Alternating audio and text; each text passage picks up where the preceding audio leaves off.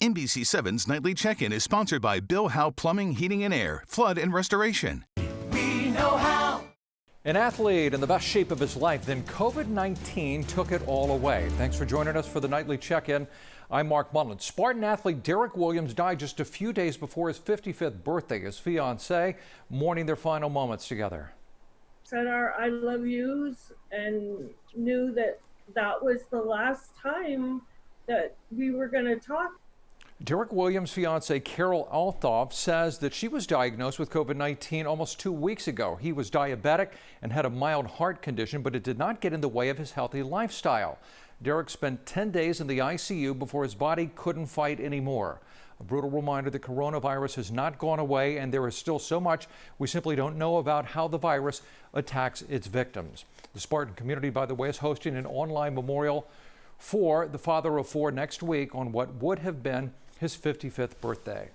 Favorite thing is to find one of the slowest people on the Spartan course and help them get up that last mountain. This Spartan memorial will show his kids what kind of man he was and that they can be proud that he was their father. That memorial is scheduled for July the 28th. For more information, or if you would like to help his family with funeral expenses, we have a link on our website, NBC7.com.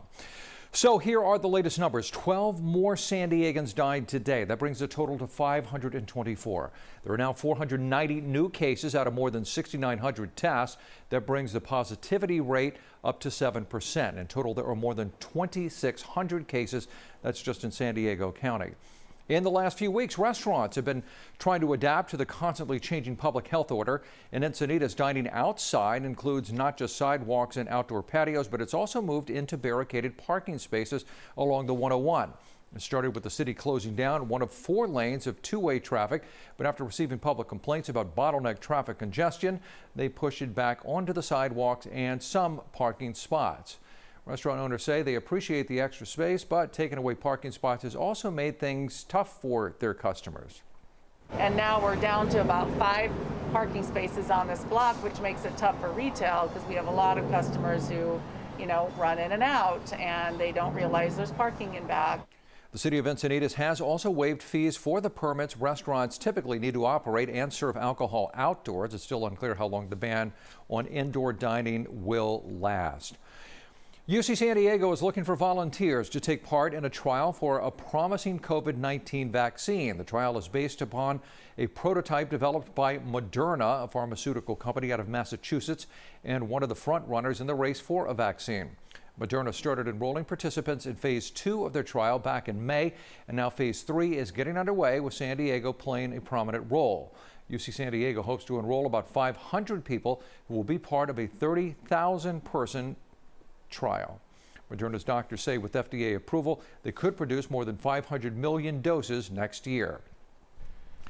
The CDC has updated its guidelines for what people should do if they test positive for the virus. Those with mild to moderate symptoms should quarantine for 10 days instead of 14 after the onset of symptoms. The CDC says those with more severe illness may need to quarantine for 20 days. There is also no need to retest. Many business owners are finding they need a way to make sure that their workplaces are virus-free, especially if one of their workers tests positive for COVID-19, and some want just a little bit of peace of mind. So you've probably seen that when there is a house fire or someone's home floods, there are those companies that specialize in doing a restoration job. Well, a lot of those technicians are now being called for coronavirus cleanup. Christian Brothers Emergency Building Services says a lot of San Diego restoration services are now flooded with calls from businesses trying to reopen. They're losing money, and therefore they need to get the place cleaned and ready to go. Larrabee says techs disinfect surfaces with wipes, get into smaller areas with disinfecting foggers, and there are even machines that clean surfaces with ultraviolet light while employees continue to work. But he says disinfecting treatments do have their limits. For example, they can't kill the virus if it's already there, but they don't provide any future protection. They do kill the virus while it's there. Just no guarantees for the future. Your weekend is here, so what about the cool weather streak? Meteorologist Crystal Eggers will join us next, right after this quick break. NBC7's Nightly Check-In is sponsored by Bill Howe Plumbing, Heating and Air, Flood and Restoration. Call 1-800-BILL-HOWE. Bill Howe. We know how. Time for a new water heater? Call Bill Howe, San Diego's most trusted plumber since 1980. So whether you are looking at a traditional tank or a tankless water heater, you know who to call. Call 1-800-BILL-HOWE. Bill Howe. Because We know how. Good Friday evening. I'm meteorologist Crystal Egger. Temperatures have been cooler than average, especially west of the mountains. We're going to see some gradual warming over the weekend, but not much. So plan on inland temperatures still in the low to mid 80s for daytime highs. Clouds around in the morning hours with the marine layer, but clearing to sunshine by lunchtime. 83 up in the mountains, and we'll plan on sunny and hot in our deserts with a high of 105. Well, it's official. Baseball is back. Opening day looked a little bit different for the Padres right in the middle of the pandemic. Nobody except those cardboard cutouts. That's a way for some fans to show their support. We're excited to see what this team can do this year.